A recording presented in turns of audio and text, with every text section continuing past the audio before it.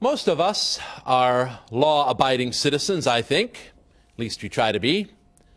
Traffic laws, we stop at stop signs, or at least pause long enough to make sure that it's safe to go on. We drive reasonably within the speed limit, especially when they have those camera things set up. We pay taxes, don't rob banks, respect property lines, and pull over to the side of the road when an emergency vehicle sounds its siren. But why? Why do you keep the laws? Are you afraid of going to jail? Respect for the common good? Or just because, well, the law is the law? The backdrop for one of the most famous parables of Jesus is the law.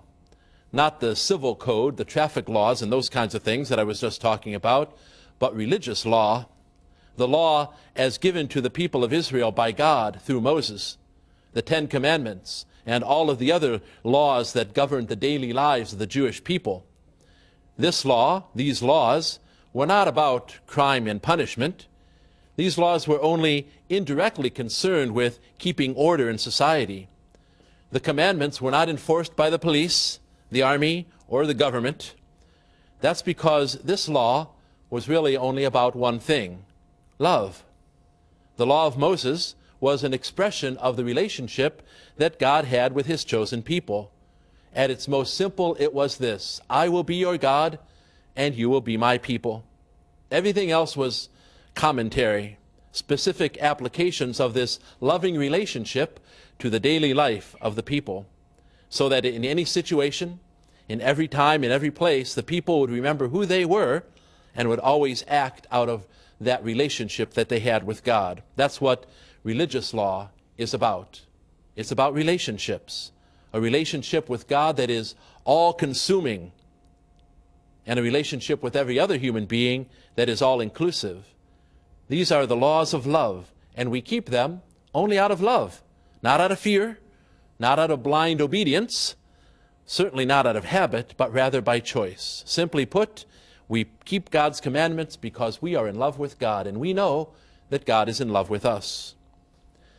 Isn't that the point of the conversation between Jesus and the lawyer in the gospel we just heard? The lawyer, a religious lawyer, not a civil lawyer, knows the laws that have become ingrained in the memories of the people. He is 100% correct when he combines complete love of God with unconditional love of neighbor. He gets it. But then, we are told, because he wishes to justify himself, he asks a question of Jesus, a question that gets him in trouble, so to speak. He wants to justify himself. He wants to justify his attitudes, his behavior, which is not unconditional, but full of qualifications. It's not all-inclusive, but rather rests on excluding some people whom he believes do not belong. And so we get the parable of the Good Samaritan, who is the only one in this story who exemplifies what the law is about. And that's all God wants to say today.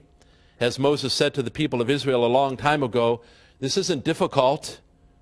This isn't hard to understand. As a matter of fact, it's already part of you.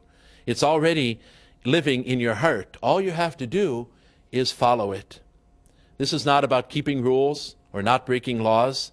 This is about being holy. This is about imitating God. The Good Samaritan shows us what that means. To be ready anytime, anywhere, to be what St. Paul described today as the image of the otherwise invisible God.